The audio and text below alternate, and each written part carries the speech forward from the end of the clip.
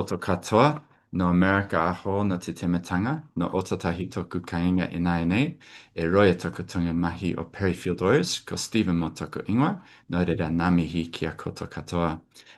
Welcome everyone, my name's Stephen Moe. It's really great to have you joining us in this session, and we are really looking forward to this topic of reviewing governance procedures.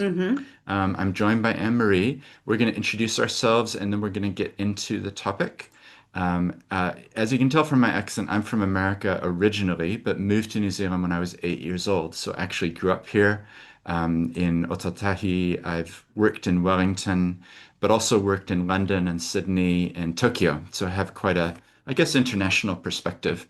I lead the impact team here at Perryfield Lawyers, and that impact team has about 15 people, and we really focus on purpose and impact-driven organizations. Oftentimes that's charities, but we actually help a lot of companies as well. So, yeah, quite a diverse range of topics that we cover. Our firm has a property team, disputes team, immigration team, employment team, the full range. So, in the future, if you need support, you'll know at least some friendly faces that you can come to. So, that is a little bit about me. Emery, do you want to introduce yourself? Well, kia ora koutou, ko Anne-Marie Aho, and I'm part of Stephen's team, the Impact team, and it's actually a really great place to work because we're doing work that is really helping out there in the community. So it's quite a lovely place to work from that perspective. It's very satisfying, isn't it? It You is, know yeah. that this group now is going to have better governance or a really good document or whatever. And we get to see so much from our clients' experiences, and that's what we want to share with you today. Why it is really important to review your governance procedures, not just because that's a new requirement in law. Um, and so we can share with you some of our war stories as we're going through as well. Yeah, exactly. And the other thing is that we want to make this as interactive as possible. Like I see there's 130 people. Wouldn't it be amazing if we were in the same room? Because then one of you could raise your hand and say, I got a question. Yeah. We can't do that the same way. But on the other hand, technology is allowing all of you to join us literally from Invercargill right up to the far north. So that's a beautiful thing. And I'm grateful for that. But we can make this interactive, but we need your help. Using the chat function, please drop us your questions, your comments. If we say something and you're like, oh, Mm. there's a resource that is right on point. Please share it with the group. Let's learn from each other. So, using the chat function, let us know your questions. Let us know resources that you might want to alert people to. And also, I don't mind if you want to introduce yourself to the group. I guarantee you that everyone on this call is doing impactful, purpose-led, interesting things.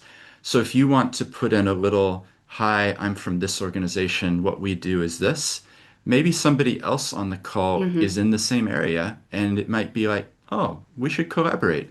So the chat is there, it's your chat, please use it. We welcome contributions in whatever form they Yep. take. So, yeah. Yeah. So I'm just going to begin with a karakia so that we open the meeting in a really nice way. Whakataka te hao ki te uru, whakataka te hao ki te tonga.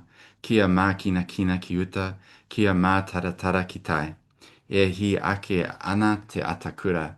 He tio, he huka, he hauhi, tihei Mauri ora.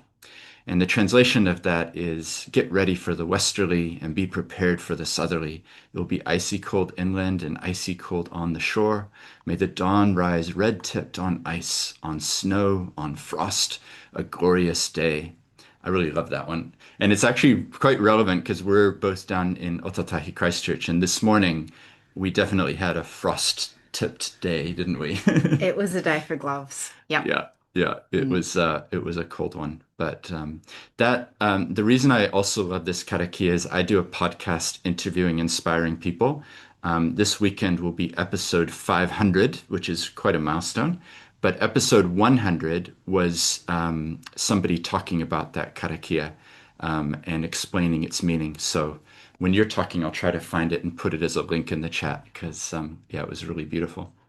So, moving to the topic of the day, we are going to be talking about governance and, in particular, reviewing governance procedures. And we're going to explain why this is important. So, I think what we might do is open it up and share the screen so Hmm. that people can see the slides. So, I think we'll become a little bubble off to the side. Um, but hopefully you'll be able to see this screen. And yeah, for those of you, oh, there's more people in the waiting room. Let them in as well. Um, that's great that there's so many interested in this. Welcome everybody who's just joined who was in the waiting room. We just had a karakia to begin, and we're right. You haven't missed anything. We are about to go into the reviewing governance procedures. So, um, yeah, it's great to have you all here. Welcome.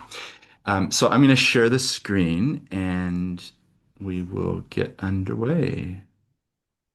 Let's see, is that? You know what? I need to do it as a slideshow. Just hold on a second. Slideshow. Getting cool. And now,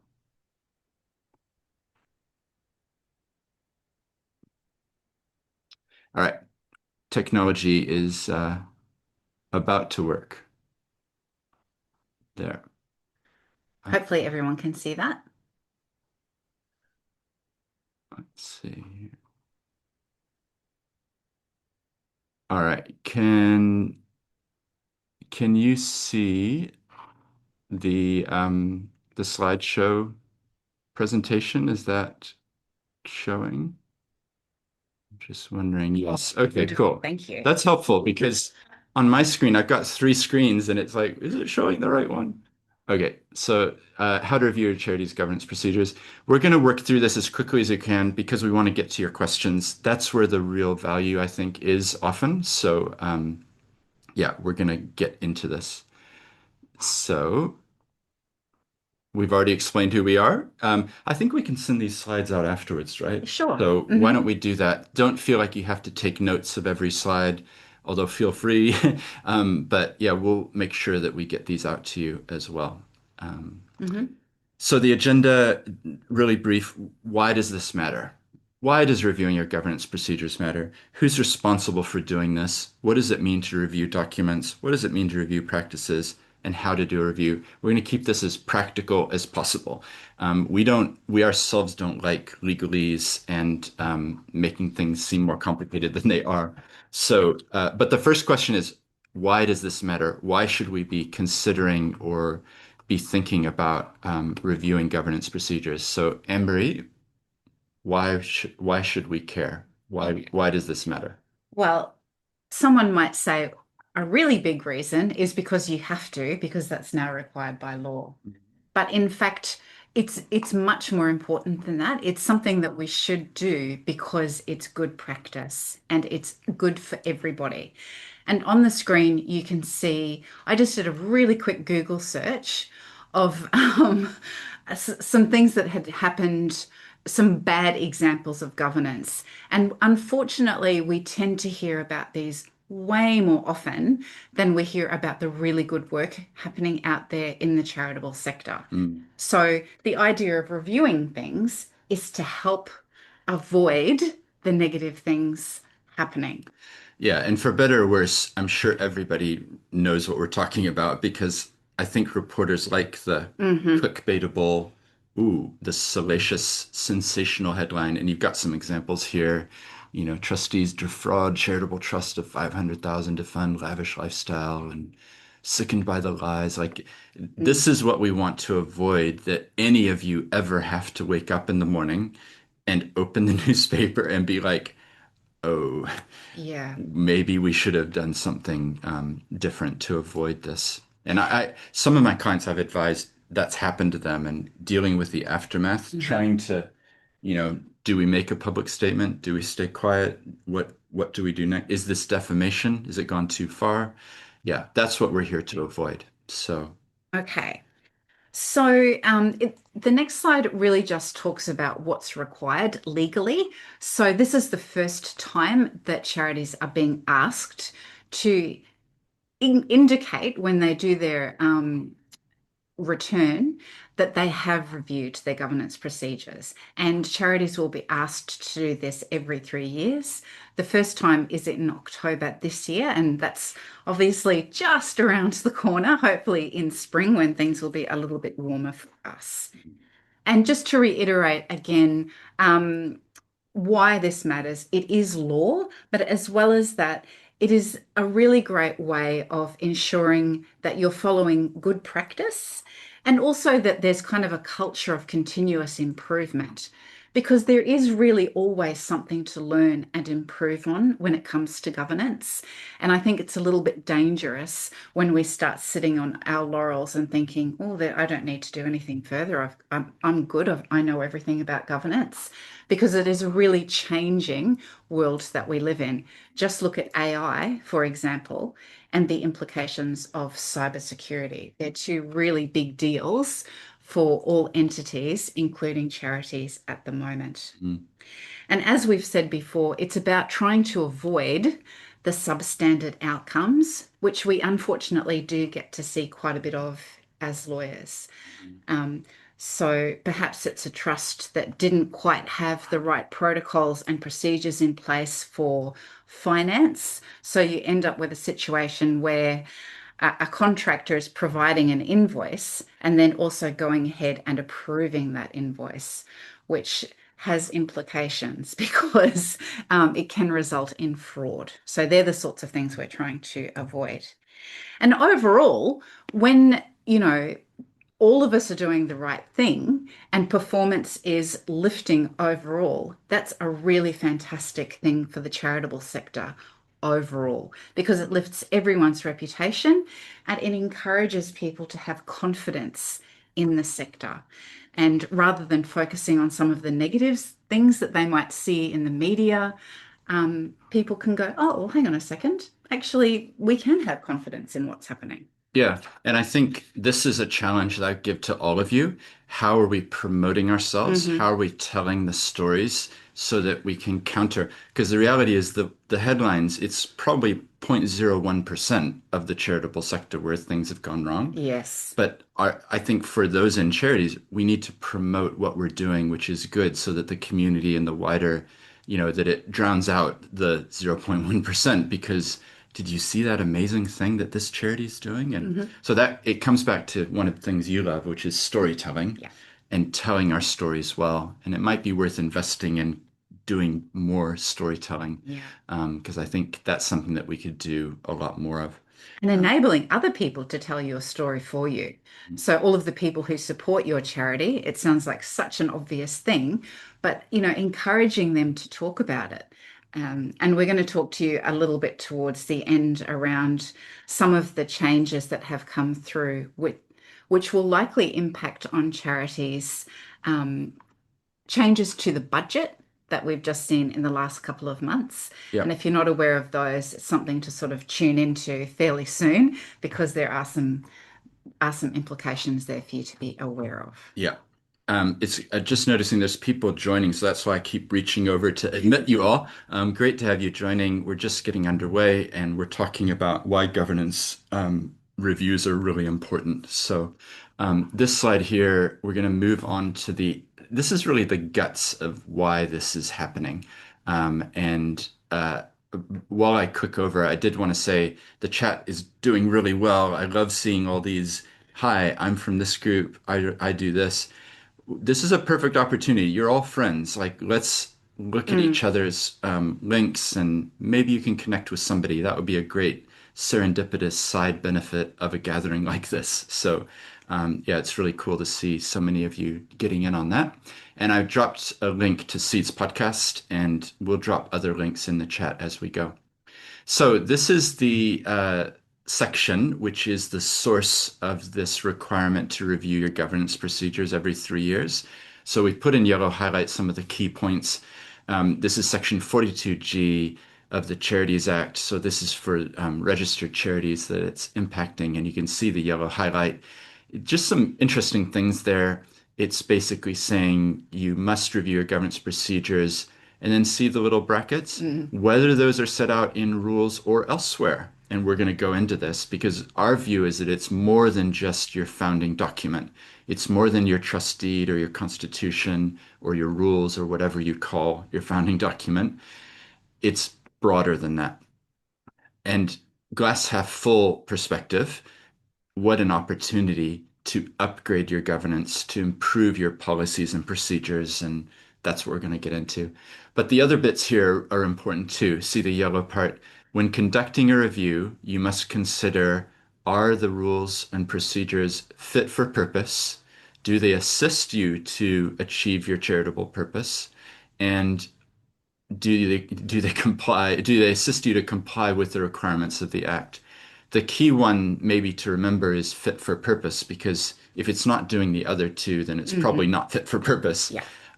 But it begs the question is you have to know what your charitable purpose is. You have to know what the requirements are in order to know, are we fit for purpose? But we just wanted to put this on the screen. We're not going to spend a lot of time on the actual foundational law, but this is the section which is triggering it. The reason why we're running this webinar, and we'll probably run more in the lead up to October, is that will be the third anniversary of this becoming law. So you'd see at the top it says at least every 3 years. So this is the reason why it's kind of something that you Mm, should be aware of, because it's coming up to the 3 years. And we're going to talk about what this might mean practically as well, mm. in terms of what should we do or shouldn't we do. But the basic thing is that charity services, when you're filling in your annual return, there will be a little box you can tick to say, yes, we have done this. Yeah. So, Emery, a Right. little bit more why this matters. Okay, so I mean, if you think about governance, it can be quite broad and quite narrow, and we think it's useful to take quite a broad perspective on what it involves. And we put together this little diagram. So on the left-hand side, you have, oh, sorry, let's start on the right-hand side, the lighter grey. It's reviewing or updating the rules, and that's the foundation document. And we'll drill into that a little bit more as we go along. Then you've also got your policies and procedures and practices that support your rules and support the work that you're doing. So we regard those things also as part of your governance. And then the other piece to consider is the segment in red, which we've labeled governance training. So it's what are you doing to upskill yourselves? And we are also trustees. We are governors ourselves, so we have the same obligation to keep learning, keep developing, and making sure that we're staying on top of the requirements that matter if you are actually in governance for a charity, because you have a responsibility to do that. Mm-hmm. Exactly. All right. And we're aware that there's a wide variety of people joining this. Some of you will be in governance yourselves. Some of you are supporting governance, maybe CEO, CFO, or a fractional person who comes in and things. But we think that this is relevant for all of you to be aware of. So, um, but ultimately, who is responsible? Who is ultimately going to be the ones that need to make sure this is happening? In our view, that's the governance, the people who are making decisions. So the terminology is different depending on the entity type, but a company, a charitable company, it's the directors. A charitable trust, it's the trustees. Yeah. In corporate society, it's the officers. Sometimes different words are used, but it means the same thing. So these are the people who are, the ultimate board level.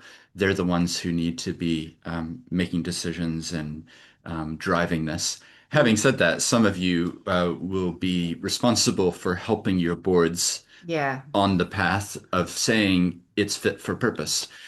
So I'm not meaning to downplay what you're doing. You're essential. You're very important. But ultimately, the buck does stop with the people in governance to make sure it happens. That's such a great point, Stephen, because sometimes, if you are in one of those supporting roles, you might be needing to sort of push for improvements to governance. And that's not an easy position to be in if you're not actually part of that core group of governors. So if you find yourself in that position, go you, you're amazing, keep fighting the good fight. And hopefully these resources will help to back up and give credibility to your claims that, ongoing improvements are important. Yeah, So, yeah, exactly. This is so awesome. I keep having to click admit people. More people keep coming. This is great.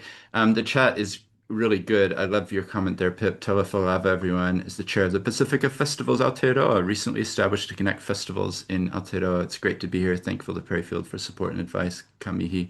And then someone says, "This is a great concept. What's your website?" So maybe put the links to your websites so that everybody can click or reach out to you. And I would love it if some of you connect as a result of this call. That would just be amazing. oh, and there's one here from Brian, who's forming a charitable trust. So that's really exciting, Brian. And it's Nice. great to get the right things in place right from the beginning. Yeah, So, I'll pull up.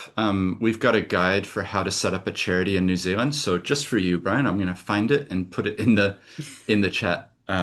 Yeah, but let's keep moving forward in our journey. mhm. Anne-Marie. Okay. So we've said that governance is more than just the rules. So this slide talks about the fact that charities often have the rules, but remembering that there are different types of charitable organizations. So, charitable trusts, incorporated societies, and this may or may not be a surprise to you, you can have charitable companies as well. So, the common thing that they will all have is charitable status, which enables them to call themselves charities in New Zealand. So we've talked about the main document that establishes those entities, and that's definitely your key starting point when you're reviewing your governance procedures. Um, so usually they will be called something like the trust deed or the constitution or the rules. So something along those lines. And as well, there will be the things that hopefully are pulled together to support those key documents, so policies and procedures. And one of the things that we want to emphasize is there's no one size fits all approach here. It really depends on your entity's circumstances. So you might be really, really huge and have all of your policies and procedures in place and really excellent systems. That's fantastic. Or you might be at the other end of the spectrum where you're much smaller, you're just starting out, and you don't need to have the same number of supporting documents in place. But whatever your circumstances, you still need to review your governance procedures and make sure that they're fit for purpose. Yeah, that's exactly right. Um, I just put for you, Brian, I put the link to setting up a charity and also some links to other resources. It's like an information hub, so it's got videos and guides and a whole bunch of stuff. So yeah, it's great. I love it when the chat has things happening in it. Yeah, People yeah. are putting, "Oh, what's your contact? Here's my email. Love to connect." It's so cool. Love to see it. All right, the next slide, we are going to be reviewing documents. What are some useful questions to Mm. ask? So the first question that we've got, well, I always say this and people laugh because was your document written on a typewriter? And some of you are going, yeah, it was, because it was written in the 1960s, 70s, 80s. And the reality is we haven't looked at it for a very long time. And we see these documents, so Yeah. we know that they exist. Yeah, don't be ashamed. It's okay. It's just the way things are. But likely, if your document was written in 1962 or 1972 or even 2017, these are documents that should be living, breathing, evolving, depending on the law changes. And the other thing is depending on societal changes and Mm, how your organization operates. So the law might change. For example, if you have a charitable trust, the Trust Act 2019, relatively recent, it changed the rules on trustees and how they have duties.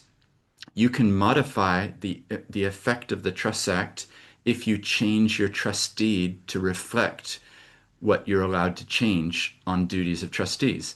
So that's a simple thing, but if your document is pre-2019, it will not mention the Trust Act. So you need to my view is you need to update it to protect the trustees. So that's a really important thing. The other thing is societal changes, and we saw this a lot in terms of incorporated societies. As you probably all know, they had to re-register, and in re-registering, many of them realized in 1954, when we were set up, we had 1,000 members.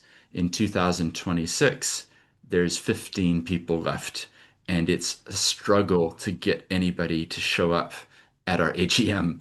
And it's not a reflection of the kaupapa and the mission and the purpose of that organization. It's a reflection that society Hmm. itself has moved from a member-based volunteer ethos, Yeah. and now it's much more of a probably in that situation, a charitable trust would be better than an incorporated society. So the point is, these reviews can bring up quite fundamental questions, like are we the right entity type? But yeah, it's an easy challenge. Go find your founding document. Was it written on a typewriter? Um, what was the history behind it? Why does it say what it says? Can you find it? That's a good point. So- Yep. Can you find it? Sometimes we get people writing to us and they'll say, we are an incorporated society and we need to review our rules. We'll pull up the rules and go, you're actually not an incorporated society. You're a charitable trust. Mhm. You have the rules of an incorporated society, but for whatever reason, you got registered as a charitable trust. So you get the point. What do your rules say? When was the last time you looked through them? And do we know what our rules mean? So we had a client who had a very old base document, and one of the requirements to modify it was that you had to take the modifications proposed and like nail it to the front door of the organization because it was written in 1910. And back then there was no internet or, way to communicate electronically. So you literally had to, it's like sort of Martin Luther hammering the changes on the doors. Um, anyway, the point is that's probably not relevant now, and we need to upgrade our rules to reflect the way that we actually operate. And we often see like, oh, you have to give 2 weeks notice of a meeting, but we've never done that. Well, I hate to say this, but are any of your meetings actually validly called if you haven't been following your rules? It's a simple point. Make sure your rules reflect the way that you operate. Yeah. Don't just assume that you have rules that are still fit for purpose because they might be outdated. Yeah. And I guess in relation to that as well, that some people have very flexible views around rules, and it's useful to keep in mind it's not a game of Monopoly that we're playing. So you do actually legally need to follow your rules. You can't just modify them. Um, yeah, as you're playing the game, it's usually a little more complicated than that. Yeah.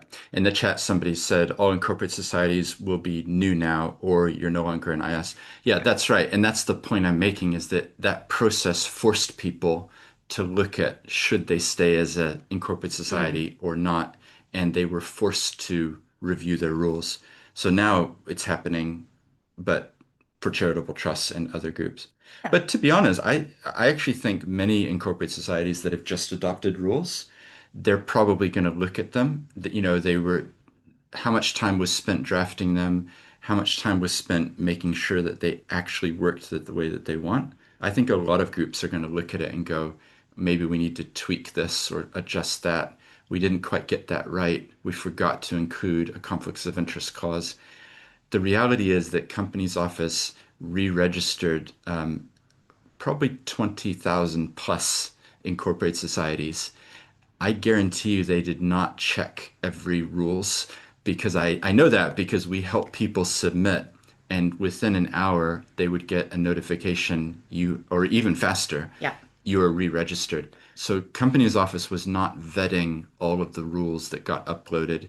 And I know of at least a few situations where people uploaded documents that said, we haven't yet adopted new rules, but we will get to it, essentially. And that's their rules in the system. So, yeah, Yeah. it's worth updating and refreshing your rules as you go.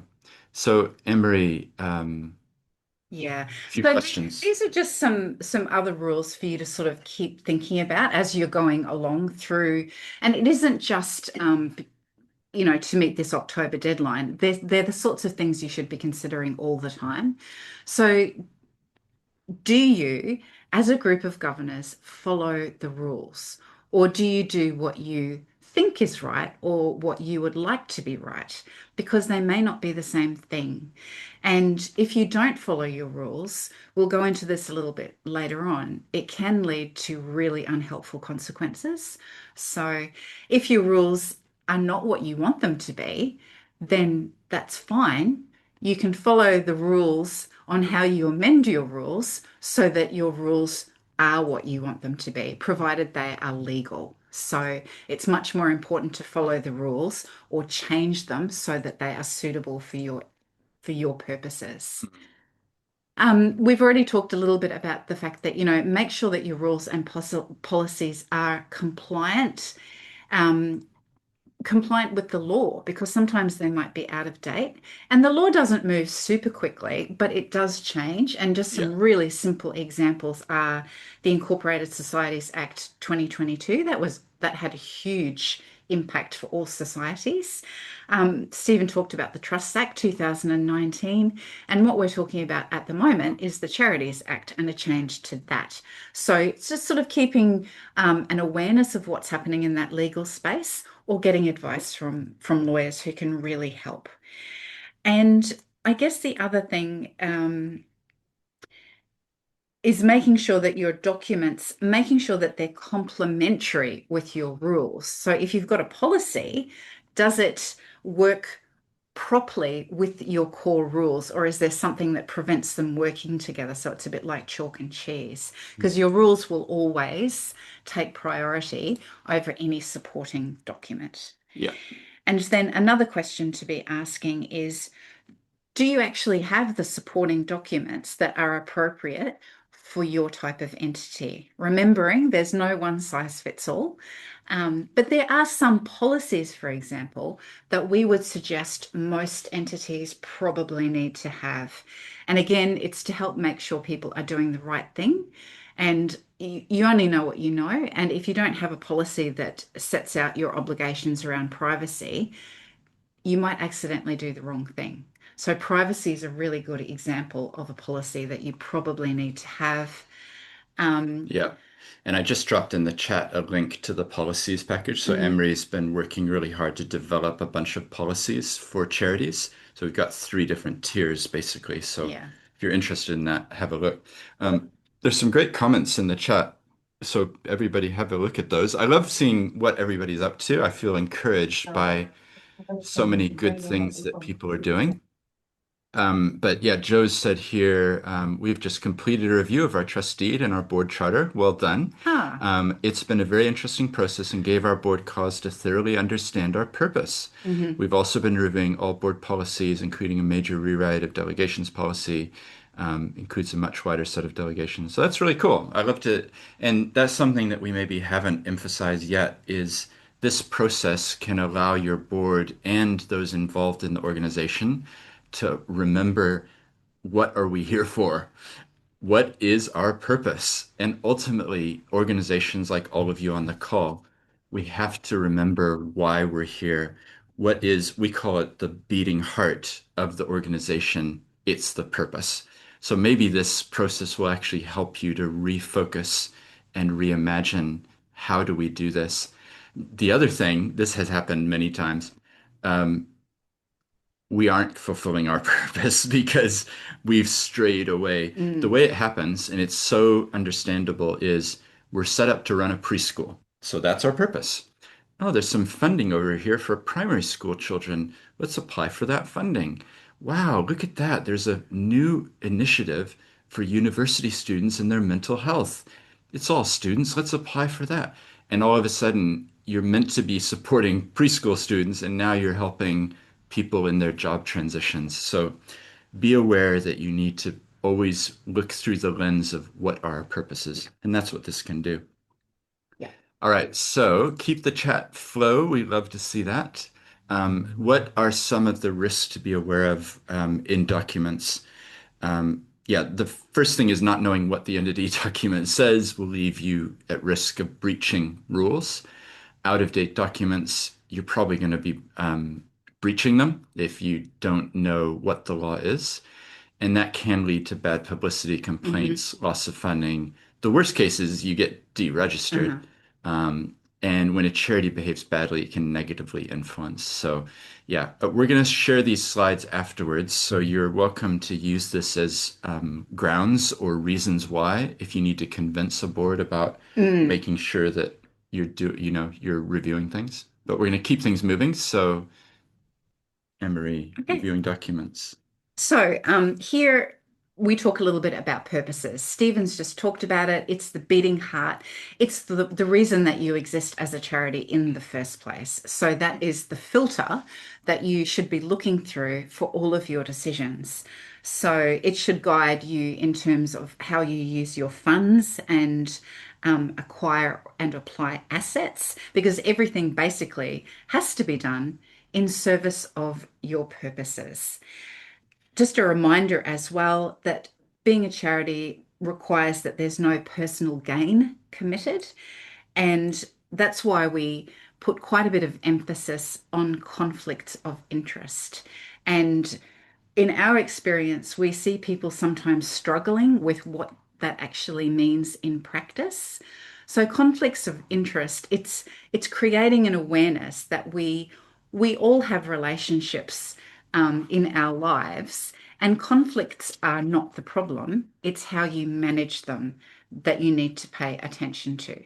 So if I owned a beautiful little bakery that did fantastic cupcakes, and I'm also a trustee of a board that is organizing some catering, I can put my hand up and say, hey, why don't you consider getting the catering from my bakery? That's fine. That's an interest. But what the other trustees need to do is say, oh, okay, well, we might be willing to consider your bakery, but we'll also consider some quotes from other bakeries. And by the way, when we make the decision, Anne Marie, you need to leave the room. So it's all about how you manage those conflicts of interest. The idea being that nobody gets an unfair advantage by virtue of their position. Because, I mean, the word unfair says it all. It's just unfair. It's not right. So, um, And Emery, that conflicts don't just have to be financial, do they? mhm. Like it could be relationships. The example I like to give is we're appointing a new marketing person for running our, charitable comms or whatever. And a month goes by and they come to the first board meeting and you give them a hug and a kiss because it's your nephew or your niece, not a financial consequence for you, but everyone should have known that you were in some way related. And it may be if you disclosed it and not been involved in the Mm, decision, then no problem. It's later on. And the other filter to use is, would a reporter be interested in this? exactly. Would it become a nice clickable item, charitable trust contracts with company owned by a trustee, no disclosures. Yeah, that's the Yeah. thing. I mean, it can be a little bit more worrisome as well. So you might have an incorporated society and it might deal with an entity where there are lots of similar business relationships and people benefit from um, spending time with others in a similar working environment and delivering similar services. They might even work for the same entity. So conflicts are fine, but when it comes to decision making, it's really important that a fair and transparent process is applied. And it's not just us saying this. Charity Services pays really close attention to how organisations manage conflicts of interest. Yeah. So, And we do emphasize this a bit because it's just so important. We want to make sure that you're all going to get it right. And yeah, conflicts aren't bad necessarily. In fact, if I sat with any one of you, I'm guaranteeing that yeah. we would have mutual connections. We're too small a place that that wouldn't happen. And it can be advantageous that someone on your board actually knows a lot about this topic because, you know, they're an expert in it. So it's not a bad thing. So you can just have a conflict of interest policy, and it's quite a simple document that explains how you'll deal with situations where there are conflicts. Yeah. All right, some practical side of things. We're going to keep things moving. This is reviewing your documents and updating them. You're going to need to look for some hook in your document that allows you to amend it. So we've put some examples of what you might see, like the power to amend or amendment of a constitution. This is whether it's a trust deed or rules. There's going to be something like this. The reason we mention it is that sometimes there isn't something like this. And in that situation, it's probably drop either of us a line. It's probably going to need either a decision, a robust decision that we're just going to change it, even if there's nothing there. But it might be, depending on the amount involved in things, that you need to actually go to court and actually get an approval to change it. Or you may need to say, this document is so out of date. I was dealing with one from the 1860s. As you can imagine, that's quite a long time ago. It did not have what we would expect today. It was actually probably better in that context to set up a new entity and take over the assets and the operations of the old one. So as part of your review, that might be something that you need to look at. And just a reminder there that what we were talking about then is around the core document, around those founding rules. Yeah. So, This one, let's run through this really quickly yeah. because yeah, we'll share the slides, but So we've talked a little bit about these things before, but making sure that your supporting documents don't just sit in the drawer, because what's the point of having them? If they're just sitting in the drawer, no one's looking at them, they're getting out of date, they're not helping anybody make a decision or do things correctly. So just again, a reminder, making sure that they're legally sound, and that people are aware of them and comply with them. So if you don't know about them, you've got very little chance of being able to comply with them. So, yeah. yeah, yeah. Someone's put a question here. Is it legally enforceable to make someone leave the room? Keen to clarify. Um, I Mm, I guess this depends what your rules say. I would think that hopefully the rules are clear that if there's a conflict that the person can't be involved in voting on it, and also that your board charter has something about if there's a conflict, here's the process. But it comes back to the culture of the board. Ultimately, it comes back to the chair of the organization and what their approach is. But I would say that you would ask people to leave if there's a clear conflict. What I see sometimes is people do this, and I'm sure you've been in this context, is I just want to declare that I have a conflict on this matter because I'm an owner of this company that we're talking about a contract. I'm just going to push my chair back from the table. Just pretend that I'm not here. I just, for the purposes of the minutes, I'm not in the room, but you'd all just keep discussing that type of behavior. Obviously, you all are smiling, I'm sure, but you can tell that that person is still, because of the body language, because of their yeah. presence, it's going to impact what's said. So they really do need to leave the room. But if the point of this question is saying the person's refusing and, can we call police to get them removed or something? I think that's you've got bigger problems if that's what's Yeah. with the heart Because of the question. declaring conflicts of interest and operating around them is really important for everybody. Yeah. So, yeah. Yeah. All right. The next one, and we're getting towards the end, so keep the questions coming in the chat because we want to make sure, and we're going to leave a little bit of time to be able to jump through. I think we've been answering as we've been going, but also we'll try to answer them. If for some reason you don't want to put your question in the chat because it's a bit too personal or private, you can feel free to email either of us. I make this offer all the time, and not everyone believes me, but it is a genuine offer, which is I have a commute every day. I drive about 20 minutes in beautiful Otatahi. I live in Rolliston. So would I rather talk to someone doing inspiring and amazing things and help them on their journey or listen to the radio? And the answer is the first one. So if you need support, if you want to have a conversation, and I don't charge for that, I'm really happy just to have a chat and you can, here's what we're thinking. I'm setting up a charity, but I'm not sure what our purpose should be, or I've got this conflict situation. actually the chair is the problem. What should I do? Mm, All those things. I talk probably 4 or 5 times a week as I'm driving, and I really enjoy it. So it's a genuine offer. You're welcome to reach out and do that. So the where are we up to? Reviewing practices. Just remember at the start, we talked about how it's not just the trust deed or the founding document. We think it's also policies, procedures, the way that you operate. So this slide here is talking about things that might not be in your founding document, but actually are important. How mm. do you induct those who are new to governance? Here's how lots of inductions go. You're at the board meeting, and I'd like to welcome Jane to the board. Thank you for joining. All right, on to item number 2.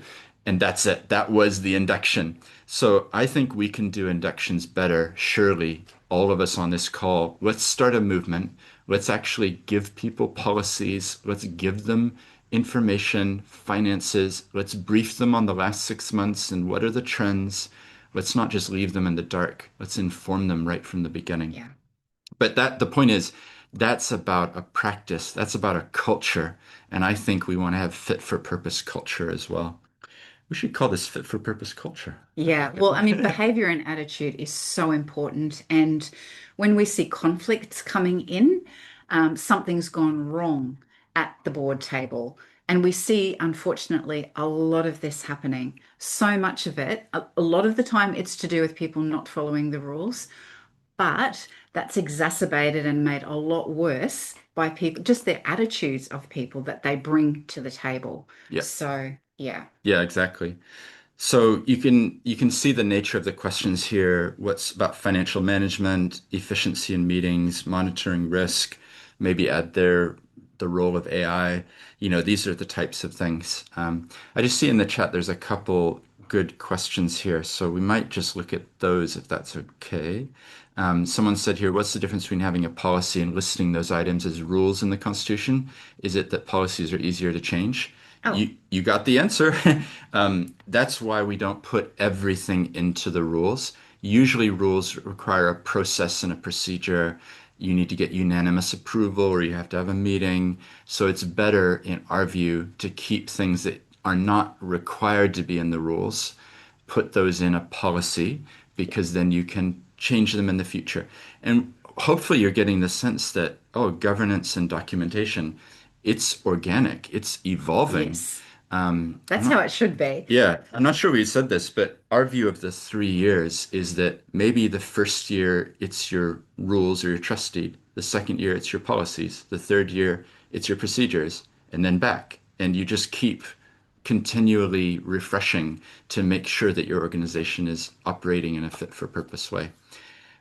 Somebody else has said here with the October deadline, is that when any constitution changes are expected to be completed, or is it enough to signal that there are changes to happen and they will be adopted in AGM, which is likely after October?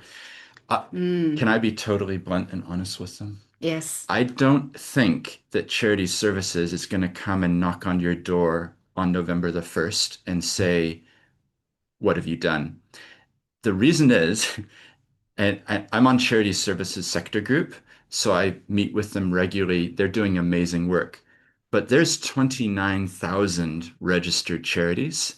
So as much as we're emphasizing refresh your rules, make sure they're up to date because of this requirement, I can't genuinely tell you that you're going to get a phone call, you know, on November the 2nd or whatever saying, have you done this? So my view is maybe not what you'd expect, but I would say in your case, I would just probably you could put a note or something saying we are in the process, or Uh-huh. in your it sounds like you're about to adopt changes anyway, so it should be okay. But So in a way, you kind of have reviewed your rules. It's yeah, just that you might not have formally put the adopted. final full stop in place. So, and the process is just as important as whatever is written down on a piece of paper. Yeah, yeah, exactly. But I think just honestly, I don't think they're going to come and knock on your door. Hmm. I, I do think it's all of this is a helpful trigger to be reviewing your rules and your procedures, and that's really the key thing. Someone else here has said, has anyone used Gift Collective? a good option potentially rather than setting up a new entity. One question I always ask is, do you really need to set up a new organization? Does another one already exist that you That's a could support? great question. Yeah, I'm glad that person put that, Karen put that. That's one of my first questions when I get a new person coming and saying, I want to set up a charity. One of my first questions is always, is there anyone already doing this? And could you support them? Sometimes the answer is, I'm not sure. And then I will say, well, maybe do some research because you could get behind and support them. Other times the answer is a genuine sort of, no, we're doing a new thing. We've looked, there is no other thing. And in answer to the Gift Collective, so that's Cheryl Spain is running that with a great team, and I can vouch for them. They're really good. They can act as an umbrella organization for new initiatives. Having said that, at some point, she was just at the Seeds Impact Conference, by the way. She spoke there and explained what they do. But at some point, my view is that an organization actually needs its own identity and it needs its own bank account and IRD Mm. number and website if you want to take it to that next level rather than coming under an umbrella. But we wrote a paper about fund holding, which might interest you, and we highlight the Gift Trust and the Gift Collective as an example of how it can work. Yeah. Anyway, we'll keep moving. We've done the practices and Oh, so resources. yeah, I mean, please don't think you're on your own on this journey, and please don't feel that you have to do everything in the first 3 years and that it's this relentless task that you need to stay focused on all the time, because that's not going to encourage you to approach things with enthusiasm. It will feel more like a painful chore. So, this slide just shows you where you can go to get helpful resources. And a really great example is one that is on Charity Services website, and it's a checklist that you could use. And the whole point of it is to say, well, here are some of the things that you can think about when you're reviewing your governance procedures. So, and the resources that we've listed here are all free, so you don't have to pay for it, which is really great as well, because charities often don't have a lot of funding to throw around. So there are really helpful resources out there. Yeah. Yeah, we try to make as you hopefully can tell from this, we try to make as much free as possible because we know even if you don't come and use us, we would love to be part of the journey that Hmm. all of you are on. So our website has vast quantities of articles, guides, templates, videos. In the chat, I just put a link to the Seeds Impact Conference, and Cheryl spoke there. So if anyone is like, oh, I'd like to know more, that conference we had about 920 people sign up, and during the day, about 400 or 500 attending, 6 panels, 25 speakers. Emery was a speaker, and yeah, lots of great free content. Another source of free content for you there. Um, all right, let's go to nearly the last slide. This is just a slide about priorities, really. So make sure you review your rules and constitutions as first priority, review supporting documents second, review practices third. That's it. That's our view of what you should do. Yeah. And the So again, our top tips, try not to see it just as a painful activity that you have to do and see it as an opportunity to really tease things out and make sure everything's working properly. It's a bit like the feeling that you'll get after you've done the housework, hopefully. Oh, everything looks so much better and it feels a lot more organized and it's more efficient. Don't schedule it all at once. Take your time and do what matters most first. Act on what you discover. So if you realize something is not fit for purpose, do something about that. Don't just sort of leave it there as a festering sore.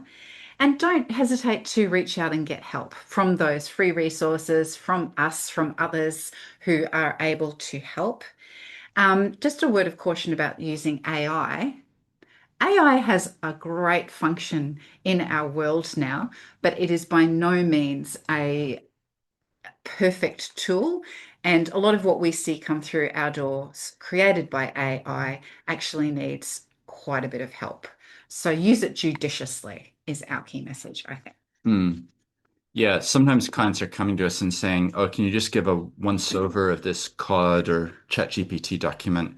And actually, it takes way longer to review something because it's incorporating stuff from Canada or who knows where it's from, but it's not relevant in a New Zealand context. And if it was adopted, actually, it would damage the Mm. organization in the future once they try to implement it. So in the chat, I've put a couple of links. We just put out a book called Changing Paradigms, 25 essays from inspiring people looking at the future of charity and business. So that would be something you might enjoy. There's other books as well. The Circle Careers with Impact is thinking about how we use our time and our days. And yeah, last week we put out the Community Housing Guide. If anybody's interested in community housing, that's just come out. I thought I'd give you a preview of a few things which are about to be released. We've been busy. This one is called Impact Investing, a Practical Guide. So this is the idea that charities as well could benefit from investors putting money into an initiative that generates financial return and also has impact. Not just a So bank, not just a yeah, bank. so that's literally, I'm just proofreading the final version of that. This one is comparing Australia and New Zealand tax policies just to see how they do things and we do things. Mhm. So that's quite interesting. And that reminds me, the budget had changes for taxes. You hinted Mm. at that before. We've just put out a big bunch of resources about what it is that's changed. So I'll just find that and put it in the chat as well because it might help for you to know not just the donation tax, uh, the donation tax credit cap, which everybody's talking about, and we have as well. But it's also, I'll just put the link there. There's positive change Mhm. too. So, for example, in-year donation refunds to your Yeah. donors and the ability for them to specify that the one-third goes to the charity, not back to themselves. So that's another paper that is going to come out shortly. And then this paper here is called Collaborate, how charities could work more together. Um, and I talk about a spectrum of collaboration. And you can tell in the chat, I can already see there's potential of people on this call who could collaborate together. There was one other quick little question that someone sent through to us in advance, and it's basically how do you reset governance to get the best outcomes and ensure the board stays focused on governance rather than sort of delving down and spending too much time on operational matters? It's such a great question. It's such a common challenge, and it's insightful because obviously, you're asking from your experience. What do you think?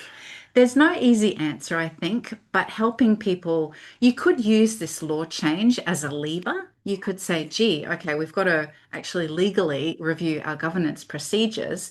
So maybe that's an opportunity for us to think about where we're putting our focus. Is it too much on the operational side and not enough on the strategic side?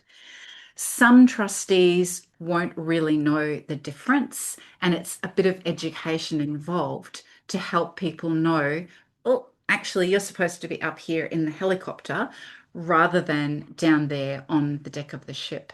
But having said that, Stephen, it's not one size fits all. And some little charities just have to spend a bit more time in that operational space because they've got to do the operational mahi as well as the governance mahi. So, but I think it's trying to educate for the possibility of lifting up into that governance space and the importance of that because if you're on the deck of the ship, it's not as easy to see the iceberg well in advance. Yeah, So, maybe focusing on some of the risks is another good way of highlighting the importance of strategy. yeah, yeah. And the other thing I always add is, what about a time, a time horizon? Mm, Instead of focusing on what type of paper we should buy for our organization in the moment, I don't think that's a governance thing, but asking the question, where will we be in 10 years, in yes. 50 years, in 100 years? That's what governance is about. It's not about the day-to-day running and operations. So the simple challenge I've got for all of you is in your last meeting, how much time did you spend looking at the past and how much time did you spend looking at the future? Almost every organization I talk to, if they're really honest, would say we spent 75% on the past and 25% on the future. So in your next meeting, what if you flipped it around? You spent 25% on the past and 75% on the future. Mm. That would change the tone of your meetings. I guarantee it. So look at your agendas. What's the order? Have a blue skies session.